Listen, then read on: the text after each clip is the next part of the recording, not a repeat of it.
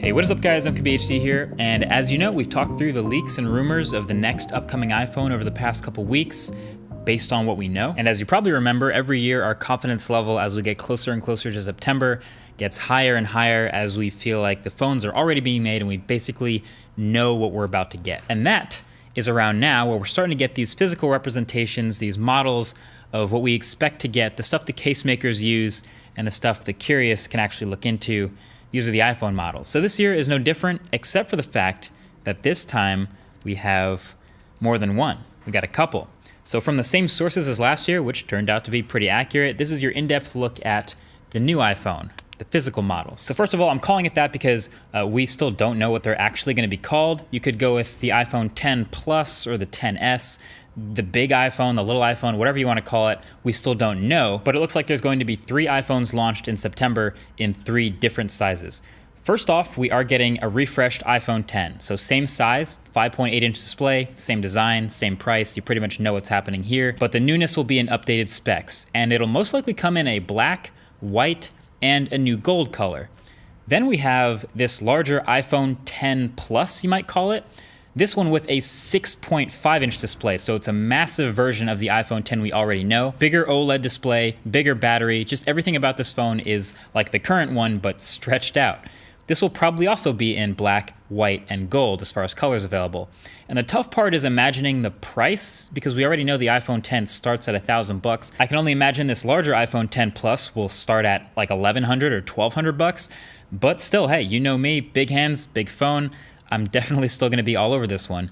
But then last but not least, we have a second model which is somewhere in between the two in size, a 6.1-inch display, and then there's a couple key differences with this one which we'll call the iPhone 10 Lite. I mean, it won't be called that, but that's what we'll call it for now.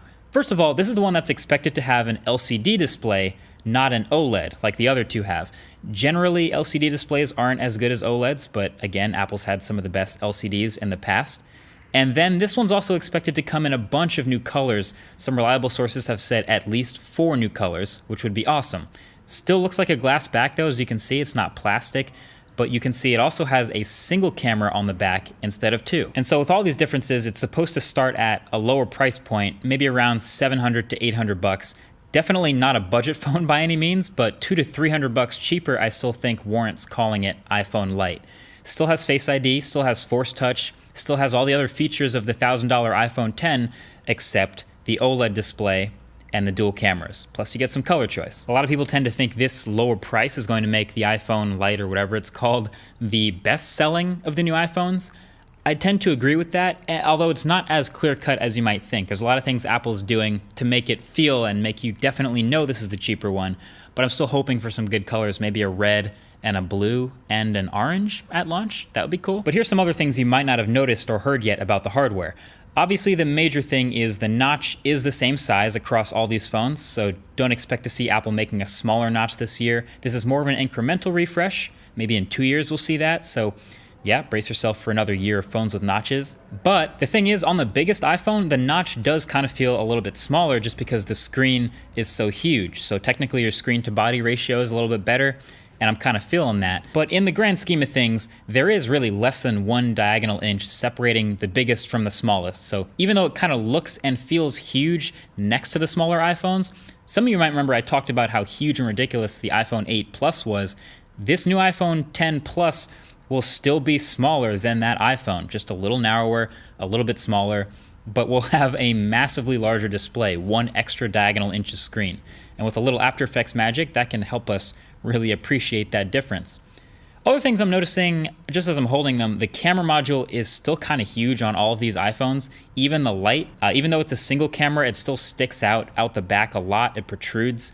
And the flash is also outside of the camera module, which is interesting, but I still just kind of wish it wasn't so gigantic. And you may also notice the bezels on the iPhone Lite feel just a little bit thicker, just a little bit, and the body of the phone feels a little bit thicker too, just enough to notice it and have it feel less premium, I gotta be honest. So again, it's just a little couple subtle things like that that are gonna make the LCD iPhone feel a little less premium than the OLED ones.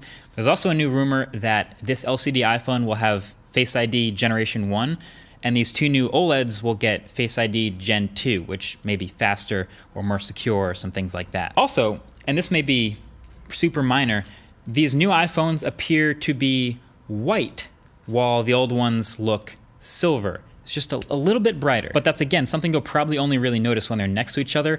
I actually dig it though. The white feels cleaner. But that is it. That's the most reliable version we have now of what we expect to be Apple's 2019 smartphone flagship lineup. Nothing too shocking here, obviously, at all. I am really into the idea of the bigger iPhone though, which is weird because I've said before that the current iPhone size versus the screen is great, but I've used so many bigger phones lately and it compares so well to some other big phones I've used that I'm really excited to finally have a big iPhone screen like this. This will be the biggest iPhone screen ever. But what do you think? Which one would you end up getting? The biggest phone with the biggest price, or the smallest phone with the current iPhone size, or do you fall somewhere in the middle? Feel free to let me know in the comments section below. Or even better yet, feel free to share this video for those who are curious about the future of the iPhone, soon to be revealed in September of this year. Either way, until the next one, thank you for watching. Talk to you guys later. Peace.